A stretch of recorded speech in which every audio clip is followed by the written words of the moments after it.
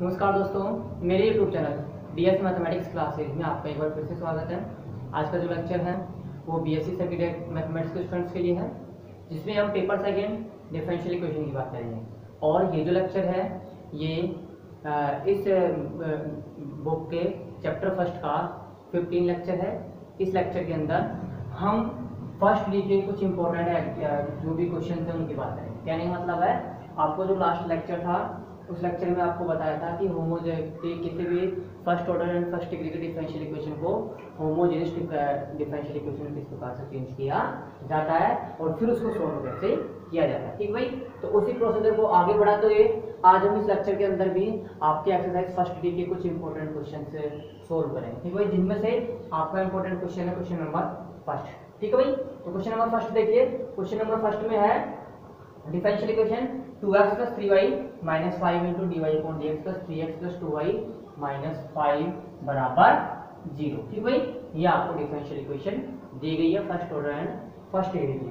तो इसको सोल्व किस प्रकार से करना है, आपको सबसे पहले इस डिफरेंशियल इक्वेशन को चेंज करना है किसमें, होमोजेनियस डिफरेंशियल इक्वेशन। किस प्रकार से कि आपको इंडिपेंडेंट वेरिएबल और डिपेंडेंट वेरिएबल दोनों को एक अन्य इंडिपेंडेंट वेरिएबल और डिपेंडेंट वेरिएबल से चेंज करना है। ठीक है भाई, लेकिन उससे पहले करना क्या होगा, आपको dy/dx की वैल्यू फाइंड आउट करनी है आपको इस इक्वेशन से। तो देखिए dy/dx की वैल्यू क्या आ जाएगी, इस टर्म का आप उधर लेके जाइए तो नेगेटिव हो जाएगी और इस टर्म का आप भाग दे दीजिए तो dy/dx हो जाएगा dy/dx बराबर माइनस इंटू 3x + 2y - 5 बटा 2x + 3y - 5।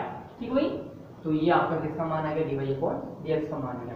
अब इस माइनस को आप अंदर मल्टीप्लाई कर दीजिए तो भी कोई फर्क नहीं पड़ेगा। तो ये देखिए क्या आएगा वैल्यू, dy/dx बराबर -3x - 2y + 5 बटा 2x + 3y - 5। ठीक है भाई, ये आपको डिफरेंशियल इक्वेशन मिल गई।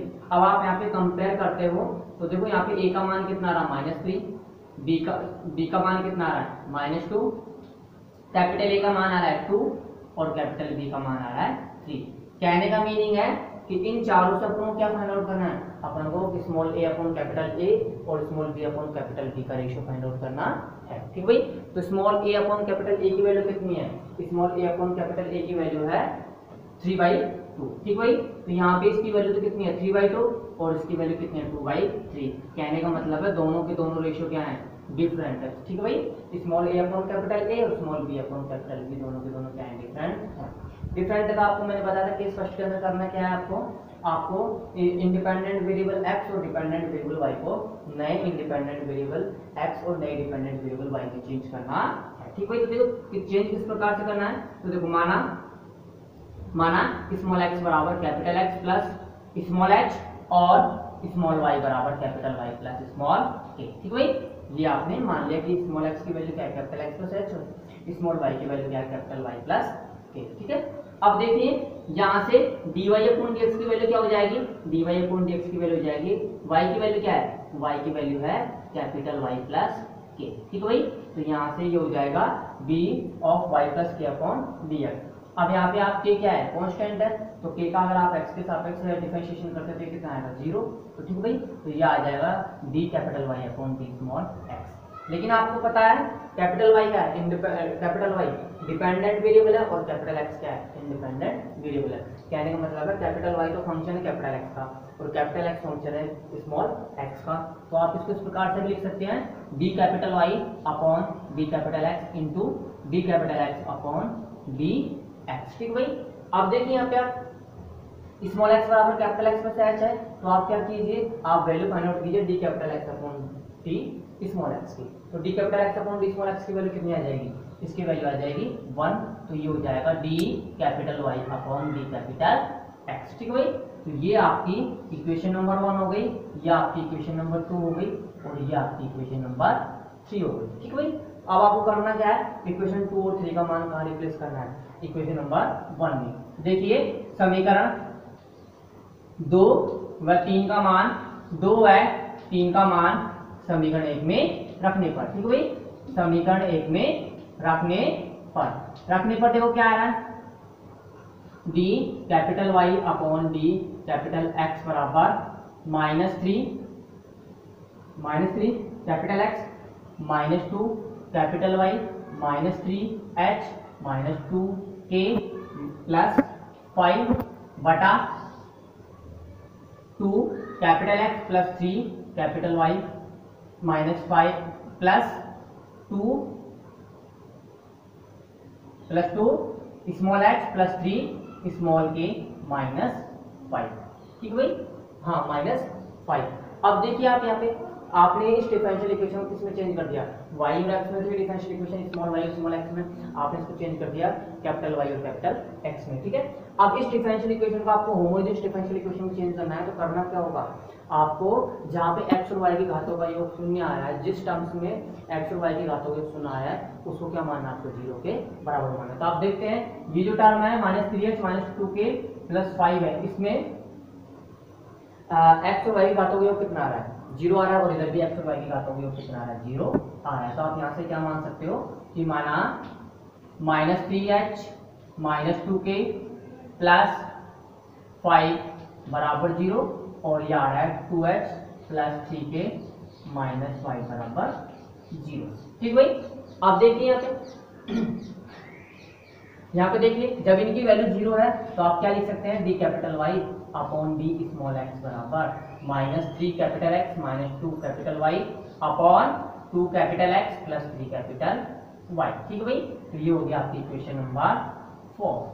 अब देखो इक्वेशन नंबर 4 तो ये आ गई, अब इक्वेशन नंबर 4 आ गई, लेकिन उससे पहले क्या करना है, आपको h और k की वैल्यू फाइंड आउट करनी है। ठीक भाई, यहाँ से आपको करना क्या है, h और k की वैल्यू फाइंड आउट करनी है। देखो कैसे फाइंड आउट करनी है, आपको इस तरह 3h प्लस 2k को -3h -2k को आप उधर लेके जाइए राइट हैंड साइड में, तो ये हो जाएगा 3h प्लस 2k बराबर 5।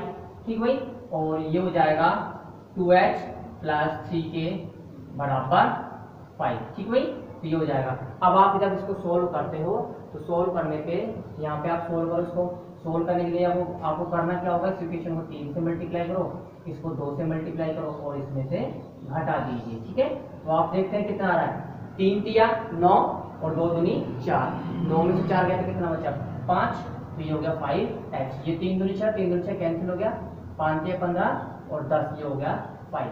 तो यहाँ से h की वैल्यू 1 आ जाएगी और k की वैल्यू भी क्या आ जाएगी, 1 आ जाएगी। ठीक भाई, इन इक्वेशन से h और k की वैल्यू कितनी आ जाएगी, h और k की वैल्यू आ जाएगी 1। ठीक भाई, अब देखिए इनका मान आपने 0 के बराबर ले लिया, तो यहाँ से आप क्या देख सकते हो कि d capital Y upon D capital X बराबर -3 capital X -2 capital Y upon 2 capital X plus 3 capital Y. इसको आप मान लीजिए इक्वेशन नंबर 4। ठीक भाई, इसको क्या मान लीजिए, इक्वेशन नंबर 4। और ये इक्वेशन नंबर 4 क्या है, ये इक्वेशन नंबर 4 समघात अवकल समीकरण। ठीक भाई, यह है समघात अवकल समीकरण। ठीक भाई, कौन सी अवकल समीकरण है, ये समघात अवकल समीकरण है। अब देखो ये समघात अवकल समीकरण है, इसको किस प्रकार से सोल्व करना है, यहाँ पे डिपेंडेंट वेरिएबल को नए डिपेंडेंट वेरिएबल में चेंज करना है। तो यहाँ पे डिपेंडेंट वेरिएबल कौन सा है, कैपिटल वाई, और इंडिपेंडेंट वेरिएबल कौन सा है, स्मॉल और कैपिटल एक्स।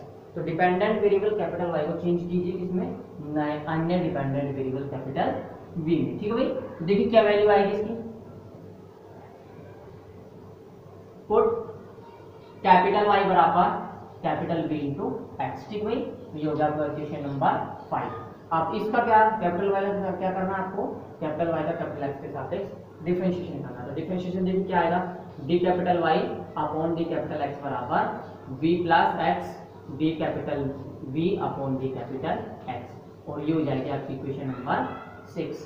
अब करना क्या है, इक्वेशन नंबर 5 और 6 की वैल्यू को रिप्लेस कीजिए आप इक्वेशन नंबर 4 में। ठीक भाई, समीकरण 5 व 6 का मान, समीकरण 5 व 6 का मान समीकरण 1 में रखने पर। ठीक भाई, समीकरण 1 में रखने पर, समीकरण 1 में रखने पर देखो क्या आता है, यह आ जाएगा b plus x d v upon D x बराबर -3 एक्स -2, y की वैल्यू क्या है bx -2bx upon 2x plus 3bx। ठीक भाई, अब देखिए यहाँ पे आप देखते हो इस फ्रैक्शन के अंदर x के अंश के अंदर भी क्या है, एक्स की पावर 1 कॉमन आ रहा है और हर के अंदर भी क्या है एक्स की पावर 1 कॉमन आ रही है, तो आप यहाँ से कैंसिल कर सकते हो कॉमन लेके, तो ये शेष बचेगा b plus x d v upon D x बराबर -3 minus 2v upon 2 plus 3v। ठीक है भाई, अब इस v को उधर लेके जाएंगे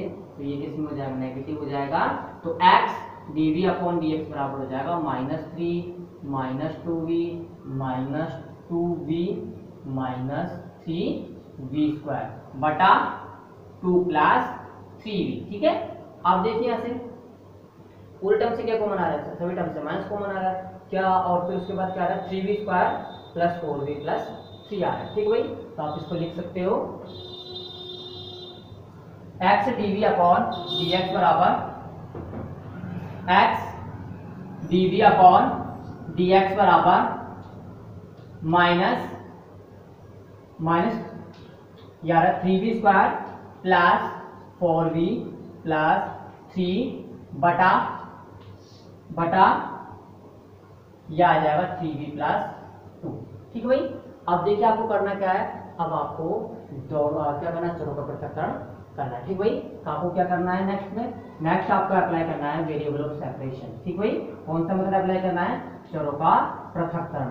तो देखिए चरों के पृथक्करण विधि से आप क्या कर सकते हो, चरों के पृथक्करण विधि से dv के साथ तो आप v के सभी टर्म्स को ले जाइए, मतलब इकट्ठा कीजिए, और dx के साथ आप x के सभी टर्म्स को इकट्ठा कीजिए। ठीक भाई, तो देखो यहाँ से क्या आ रहा है, यहाँ से आ रहा है 3v प्लस 2 इंटू dv बटा 3v square plus 4v plus 3 बराबर माइनस dx बटा x। ठीक भाई, आप देखिए यहाँ पे हर के अंदर क्या आ रहा है 3v square plus 4v plus 3 आ रहा है, आप इसका जब डिफरेंशिएशन करते हो तो क्या आ रहा है 6v प्लस 4, जबकि हर अंश के अंदर क्या है 3v प्लस 2, तो आप क्या कीजिए इसको 2 से मल्टीप्लाई कर दीजिए। ठीक भाई, पूरी क्वेश्चंस को आप किससे मल्टीप्लाई कर दीजिए, 2 से मल्टीप्लाई कर दीजिए, तो हर का डेरिवेटिव कहाँ एग्जिस्ट हो जाएगा, अंश के अंदर एग्जिस्ट हो जाएगा। ठीक भाई, तो आप देखिए यहाँ से नेक्स्ट क्या होगा, ये हो जाएगा 6v प्लस 4 इंटू dv बटा 3v square plus 4v plus 3 बराबर -2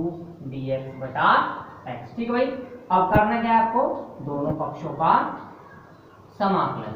तो दोनों पक्षों का समाकलन करने पे देखो क्या आता है, दोनों पक्षों का समाकलन करने पर देखिए समाकलन का जब आप करते हो तो क्या आ रहा है 6v प्लस 4 इंटू dv बटा 3v square plus 4v plus 3 बराबर -2 इंटीग्रेशन dx बटा x। ठीक भाई, अब देखो यहाँ पे आप अगर इसको आप t मानते हो 3v square plus 4v plus 3 को आप t मानते हो तो इसका डिफरेंशिएशन क्या होगा 6v plus 4 into dv।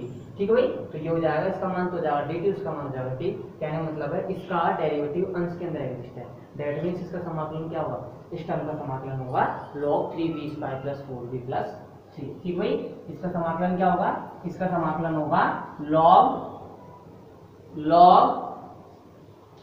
3v square plus 4v plus 3 बराबर -2 log x। ठीक भाई, और साथ में आप क्या ऐड करोगे, समाकलन अनिश्चित समाकल कर रहे हो आप, तो आप क्या ऐड करोगे, तो आपको ऐड करना होगा समाकल नियतांक log c। ठीक भाई, क्या करना है, ऐड करना पड़ेगा समाकल नियतांक log c। आप c भी ऐड कर सकते हो चाहे log c, लेकिन यहाँ पे सभी टर्म्स log की है, इस वजह से आप क्या ऐड कर रहे हो, log c ऐड करो ताकि कैलकुलेशन इजी हो जाए। ठीक भाई, अब देखिए यहाँ पे n log m क्या हो जाता है, n log m होता है log m की पावर n, तो आप इसको लिख सकते हो log 3v square plus 4v plus 3 बराबर -log x square plus log c। ठीक भाई, अब आपको पता है log m minus log n कितना होता है, log m बटा n होता है, तो ये हो जाएगा log 3v square plus 4v plus 3 बराबर log c बटा x स्क्वायर। ठीक है, अब क्या कीजिए, दोनों पक्षों का लघु गणक ले लो, दोनों पक्षों का प्रतिलघु गणक लेने पर। ठीक भाई, एंटीलॉग लेने पर, तो दोनों पक्षों का प्रतिलघु गणक लेने पर, प्रतिलघु गणक लेने पे क्या आ जाएगा, log कैंसिल हो जाएगा, तो क्या आएगा शेष 3v square plus 4v plus 3 बराबर c अपॉन x स्क्वायर। ठीक भाई, अब देखिए v की वैल्यू रिप्लेस करो, v की वैल्यू रिप्लेस करते तो इसकी वैल्यू आ जाएगी 3 वाई स्क्वायर बटा एक्स स्क्वायर प्लस 4y बटा एक्स प्लस 3 बराबर c अपॉन एक्स स्क्वायर। फिर यहाँ से आप जब एलसीएम लेते हो तो क्या आएगा एलसीएम, एक्स स्क्वायर, ये एक्स स्क्वायर किससे कैंसिल हो जाएगा, किससे कैंसिल हो जाएगा, तो क्या शेष बचेगा 3y square plus 4xy plus 3x square बराबर c। ठीक भाई। और यहाँ से आपको करना क्या है, यहाँ से आपको स्मॉल कैपिटल वाई और स्मॉल वाई की वैल्यू रिप्लेस करनी है। ठीक भाई। तो स्मॉल वाई और सॉरी कैपिटल वाई और कैपिटल एक्स की वैल्यू क्या होगी, देखो भाई स्मॉल एक्स बराबर क्या है, स्मॉल एक्स बराबर है capital X plus small x और स्मॉल वाई बराबर क्या है कैपिटल वाई प्लस स्मॉल के। एच और के की वैल्यू कितनी है, एच और के की वैल्यू आपके पास 1, तो यहाँ से आपको कैपिटल एक्स की वैल्यू मिल जाएगी स्मॉल एक्स माइनस 1 और कैपिटल वाई की वैल्यू मिल जाएगी स्मॉल वाई माइनस 1। ठीक है भाई। और आप इनकी वैल्यू रिप्लेस करो, तो रिप्लेस करने पे देखो क्या आ रहा है, ये आ रहा है 3y माइनस 1 का whole square plus 4x minus 1 into y minus 1 plus 3x minus 1 का होल स्क्वायर बराबर c। ठीक भाई। जो कि क्या है, जो कि इस अवकल समीकरण का अभिष्ट हल है। ठीक भाई। जो कि क्या है, इस अवकल समीकरण का अभिष्ट हल है। ठीक भाई। तो ये आपका क्वेश्चन नंबर फर्स्ट कंप्लीट होता हुआ। अब उसके बाद नेक्स्ट देखिए, नेक्स्ट है आपका क्वेश्चन नंबर 5। ठीक भाई। नेक्स्ट है आपका क्वेश्चन नंबर 5। क्वेश्चन नंबर 5 देखिए कैसे सॉल्व होगा। क्वेश्चन नंबर 5 देखिए, आपका क्वेश्चन नंबर 5 है dy अपॉन dx बराबर x प्लस वाई प्लस 1 बटा 2x प्लस 2y प्लस 3। ठीक भाई। ये आपका क्वेश्चन नंबर 5 है। अब देखो क्वेश्चन नंबर 5 में आप देखते हो जब इसकी कंपैरिजन आप किससे करते हो, dy अपॉन dx बराबर small a into x plus small b into y plus small c बटा capital a into x plus capital b into y plus capital c से जब कंपेयर करते हो तो आपको क्या मिलता है, यहाँ पे स्मॉल a की वैल्यू मिलती है 1, स्मॉल b की वैल्यू मिलती है 1,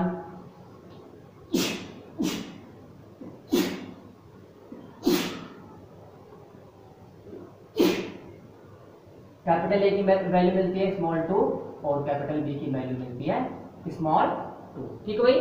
तो आप देखते हो यहाँ से small A upon capital A और small B upon capital B का रेशियो क्या आ रहा है, रेशियो सेम आ रहा है। ठीक भाई। Small A upon capital A small B upon capital B का रेशियो क्या आ रहा है, सेम आ रहा है, जो कि किसके बराबर आ रहा है 1/2 के बराबर आ रहा है। तो आपको करना क्या होगा, यहाँ पे आप मान लीजिए, माना x प्लस वाई को क्या मान लीजिए, x प्लस वाई को मान लीजिए नए वेरिएबल t से रिप्लेस कर दीजिए। ठीक है भाई। x प्लस वाई किसके बराबर है, नए वेरिएबल t के बराबर है। अब x प्लस वाई बराबर t है, आपको करना क्या है, आपको इसका डिफरेंशिएशन करना है। ठीक है भाई। आपको क्या करना है इसका डिफरेंशिएशन, तो इसका डिफरेंशिएशन x के रेस्पेक्ट में क्या होगा 1 प्लस dy अपॉन dx बराबर dt अपॉन dx। ठीक भाई। अब आपको यहाँ से किसकी वैल्यू फाइंड आउट करनी है, dy अपॉन dx की, तो dy अपॉन dx की वैल्यू हो जाएगी dt अपॉन dx माइनस 1। ठीक भाई। जो कि क्या है आपकी इक्वेशन नंबर 3। ठीक भाई। जो कि क्या है इक्वेशन नंबर 3। अब आपको क्या करना है, इक्वेशन 2 और 3 की वैल्यू कहाँ रिप्लेस करनी है, इक्वेशन नंबर 1। ठीक भाई। तो समीकरण 2 व 3 का मान कहाँ रिप्लेस कर दो, 2 व 3 का मान समीकरण 1 में प्रतिस्थापित करने पर। ठीक है भाई। समीकरण 2 व 3 का मान समीकरण 1 में रखने पर, तो देखो रखने पर क्या आ रहा है, dy अपॉन dx की वैल्यू तो आई है dt अपॉन dx माइनस 1। ठीक भाई। x प्लस y की वैल्यू कितनी है t, तो ये हो जाएगा t प्लस 1 और ये हो जाएगा 2 प्लस 2y की वैल्यू कितनी है, इसकी वैल्यू 2t, तो ये हो जाएगा 2t प्लस 3। ठीक भाई। अब देखिए इस माइनस 1 को इधर लेके जाओ तो ये किसमें हो जाएगा, प्लस में चेंज हो जाएगा। तो इसको इधर लेके आओ राइट हैंड साइड और फिर इसको सोल्व करो एलसीएम लेकर, एलसीएम लेके सोल्व करते देखो क्या आ रहा है, ये आ रहा है dt अपॉन dx बराबर ये आ रहा है 3t प्लस 4 बटा 2t प्लस 3। ठीक भाई।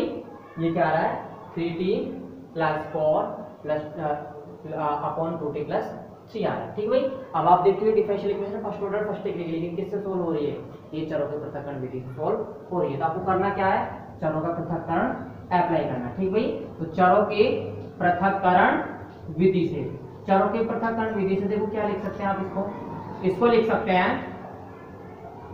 इसको लिख सकते हैं 2t प्लस 3 बटा 3t प्लस 4 इंटू dt बराबर dx। ठीक भाई, dt बराबर dx। अब आपको मैंने एक क्वेश्चन सोल्व करा था इसलिए एक्सरसाइज का, लेकिन वो क्या था, एग्जाम्पल। ठीक भाई, तो एग्जाम्पल मैंने सोल्व करा, मैंने आपको बताया था कि जब अंश और हर की घात सेम, अंश और हर में वेरिएबल की घात सेम आ जाए। ठीक भाई, वेरिएबल की घात सेम में आ जाए तो आपको करना क्या है, सबसे पहले आपको अंश और हर में वेरिएबल की का जो कोएफिशिएंट उसको क्या बनाना, 1 बनाना है। तो इधर अगर अंश में मैं कोएफिशिएंट 1 बनाऊं तो क्या करूं, 2 कॉमन ले सकता हूं, हर में वेरिएबल का कोएफिशिएंट अगर मैं 1 बनाऊं तो क्या कॉमन लेना पड़ेगा, 3 कॉमन लेना पड़ेगा। तो हम इसको ऐसे लिख सकते हैं 2/3 इंटू टी प्लस 3/2 बटा टी प्लस 4/3 इंटू dt बराबर dx। ठीक भाई, तो ये आगे आपने क्या कॉमन ले लिया, 2 और 3 कॉमन ले लिया, तो ये बचकर t प्लस 3/2 अपन t प्लस 4/3 इंटू dt बराबर dx। अब करना क्या है आपको, हर में t के साथ जो भी वेरिएबल है उस वेरिएबल को, मतलब t के साथ जो भी वेरिएबल ऐड है या डिफरेंस है उसको अंश के अंदर ऐड करना है और डिफरेंस करना है। ठीक भाई, जो क्या आता है 2/3 को एज इट इज रहने दो, t के साथ ऐड में ऐड कौन हो रहा है 4/3, तो आप क्या करो 4/3 तो जोड़ दो। ठीक भाई, और इसमें से 4/3 घटा दो। तो देखो इसको ऐड करते हैं और लेस करते हैं तो क्या इफेक्ट पड़ता है। ठीक है, तो देखिए यहाँ तो हो गया, यहाँ पे तो है 3/2, यहाँ पे 4/3 है। ठीक भाई, आप एलसीएम लो, तो एलसीएम लेने पे क्या आता है, एलसीएम लेने पर आता है 6। ठीक भाई, तो ये हो जाएगा 3 3 9 -8, मतलब 1/9। और जब इसका भाग इसमें देते हो तो कितनी बार जा रहा है, इसका भाग अगर इसमें देते हो तो इसका भाग इसमें देने पर तो आ रहा है 1 बार, कितनी बार जा रहा है 1 टाइम। और ये कितना आ रहा है 1/9 इंटू टी प्लस 4/3। ठीक भाई, ये क्या आ रहा है 1/9 into T plus 4/3 into dt बराबर dx। ठीक भाई, अब क्या कर सकते हो, अब आप इसका इंटीग्रेशन कर सकते हो, इजीली आप क्या कर सकते हैं, इंटीग्रेशन कर सकते हो, क्योंकि यहाँ पे देखते हो कि फ्रैक्शन के अंदर हर के अंदर जो घात है वो अंश किससे के घात से अधिक है, मतलब अंश में जो घात है वेरिएबल की वो किससे कम है, वो आपके हर के अंदर जो वेरिएबल की घात से कम है। यहाँ पे वेरिएबल की घात कितनी है 0, और जबकि हर के अंदर कितनी है 1। ठीक है भाई, तो अब आप इसका इंटीग्रेशन कर सकते हो। तो देखिए 1 का इंटीग्रेशन तो क्या होगा आपका t के सापेक्ष, 1 का इंटीग्रेशन तो t के सापेक्ष होगा t, और 1 t प्लस 4/3 का क्या होगा, इसका होगा log t प्लस 4/3। ठीक है भाई, तो देखिए दोनों पक्षों का समाकलन करने पर। ठीक है भाई, दोनों पक्षों का समाकलन करने पर अब आप ऐसे करिए, यहाँ पे 2/3 आपने जो कॉमन लिया इसको उधर मल्टीप्लाई कर दीजिए, तो ये हो जाएगा 3/2। ठीक है भाई, तो देखिए क्या आ रहा है, integration 1 + 1/9 into T plus 4/3 into dt बराबर 3/2 इंटीग्रेशन dx। ठीक भाई, अब आप इंटीग्रेशन करते हैं तो 1 का तो हो जाएगा t, इसको हो जाएगा 1/t प्लस 4/3 का log t प्लस 4/3 बराबर 3/2 इंटू एक्स प्लस सी। ठीक भाई, t की वैल्यू रिप्लेस करो, t की वैल्यू क्या है, t की वैल्यू है x प्लस वाई, तो ये हो जाएगा x plus y plus 1/9 log x plus y plus 4/3 बराबर 3x/2 प्लस c।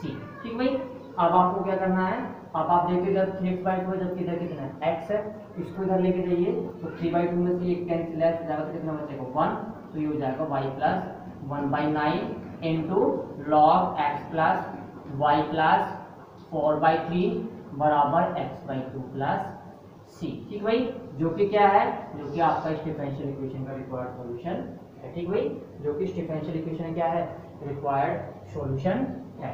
ठीक भाई, अब देखिए ये आपका एक एग्जांपल नंबर नहीं, क्वेश्चन नंबर 5 कंप्लीट होता होगा। ठीक भाई, अब क्वेश्चन नंबर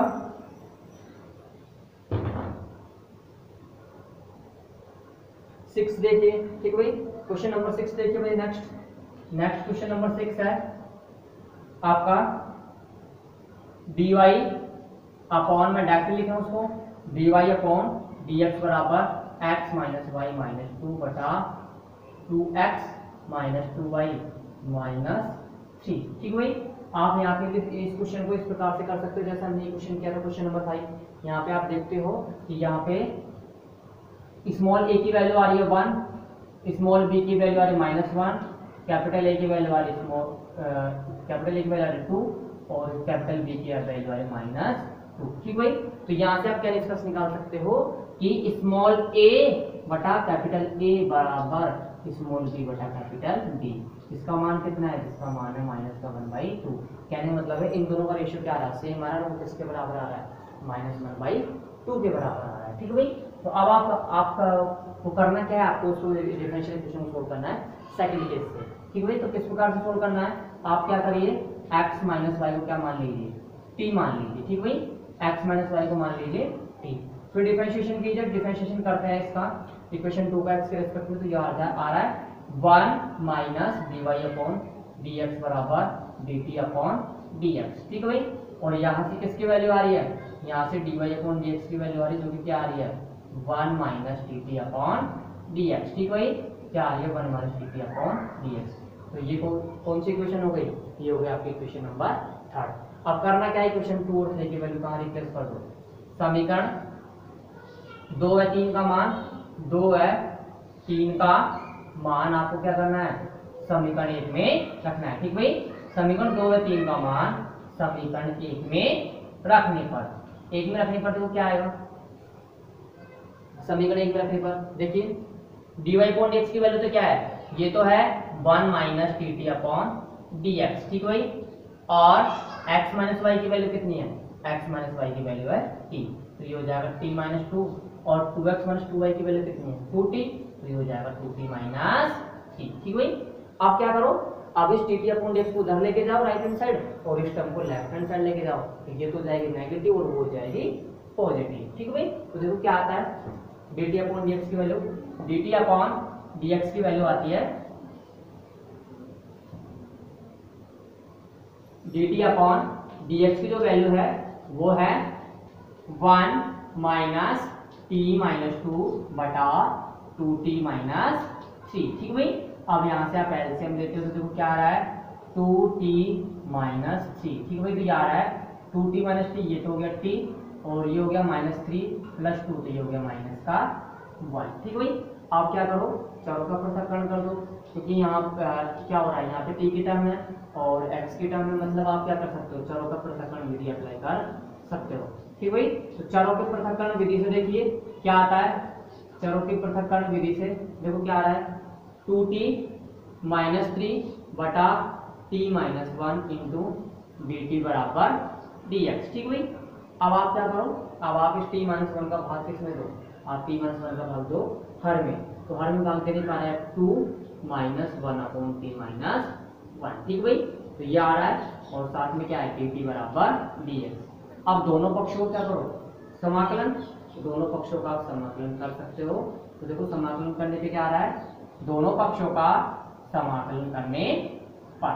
ठीक भाई, समाकलन करने पे देखो समाकलन करने पर आ रहा है 2 minus 1 integration 2 minus 1 upon t minus 1 into D T बराबर इंटीग्रेशन डी एक्स। ठीक भाई, अब इंटीग्रेशन करते तो देखो क्या आ रहा है? 2 का इंटीग्रेशन तो हो रहा है 2t, 1 अपॉन t माइनस 1 का आ रहा है log t माइनस 1, dx का 1 का आ रहा है इसके रेस्पेक्ट में x, और ये आ रहा है प्लस का c। ठीक भाई, अब क्या करो? t की वैल्यू रिप्लेस कर दो, तो t की वैल्यू क्या है? x माइनस वाई, तो ये हो जाएगा 2t की वैल्यू क्या हो जाएगी? 2x minus 2y minus log x minus y minus 1 बराबर x प्लस c। ठीक भाई, अब देखो इधर कितना है? 2x से इधर कितना है? x। आप इस x को इधर ले क्या होता है? क्या हो जाएगा? नेगेटिव, तो 2x माइनस x कितना हो जाएगा?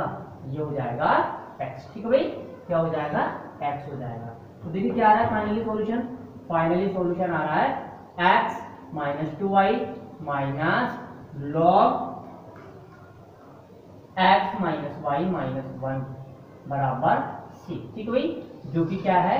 जो कि आपकी डिफरेंशियल इक्वेशन का रिक्वायर्ड सॉल्यूशन है। ठीक भाई, आज का जो लेक्चर है वो यहीं पे कंप्लीट होता हुआ नेक्स्ट लेक्चर के अंदर हम आपको नया जो मेथड है वो आपको पढ़ाएंगे रैखिक अवकल समीकरण कि उनको किस प्रकार से सोल्व किया जाता है और उनके क्या क्या टाइप होते हैं। ठीक भाई, तो आज का लेक्चर ये कंप्लीट होता हुआ, धन्यवाद।